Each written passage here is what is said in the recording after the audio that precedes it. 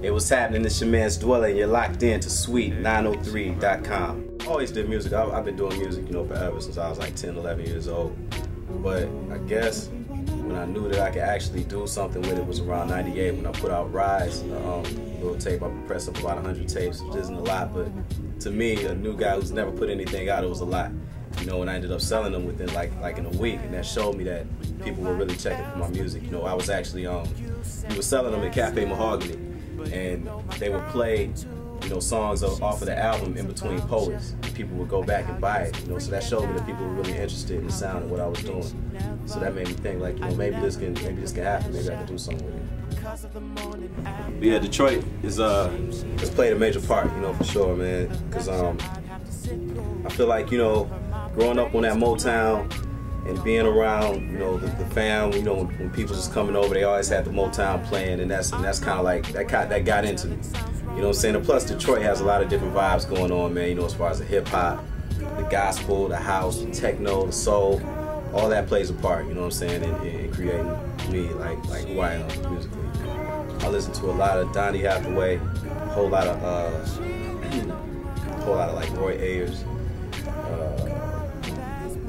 Coltrane, Wayne Shorter. I grew up listening to a lot of jazz, man, you know what I'm saying? A lot more jazz than the other 13, 14-year-olds was listening to. I mean, for the most part, my sound is always going to be pretty much consistent within the albums, but I think I was raised on soul, hip-hop, and jazz. I think this one kind of falls more into the hip-hop side, as opposed to Subject, which I feel was more soulful. Some Kind I feel was a little bit more jazz, This one I think is a little bit more grimy. It's a little bit more hip hop. It still has that soul vibe in it though.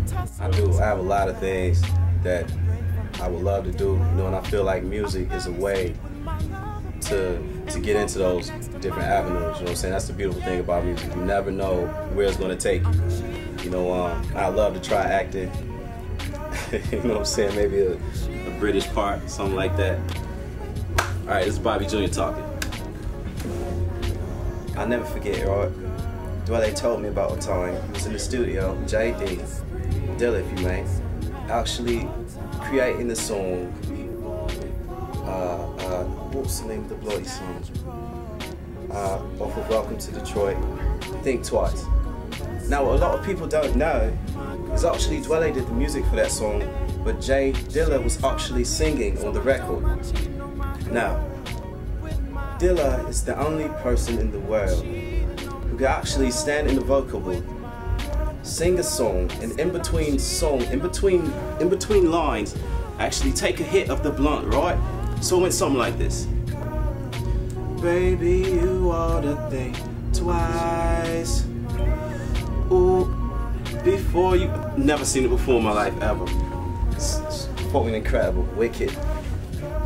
Right, I'm back.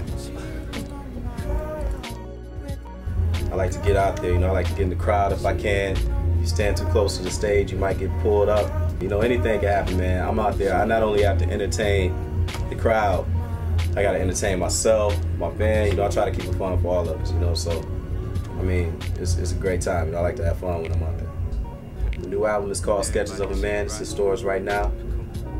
It's on iTunes. You can go copy it. It's everywhere. It's good, feel good album. A little something on there for everybody. Whether you're cooking, whether you taking a bath with some candles, barbecuing with your peoples, family reunions, making babies, whatever's your pleasure, it's on there. Hey, I'm Dwele, and you're checking out Sweet 903.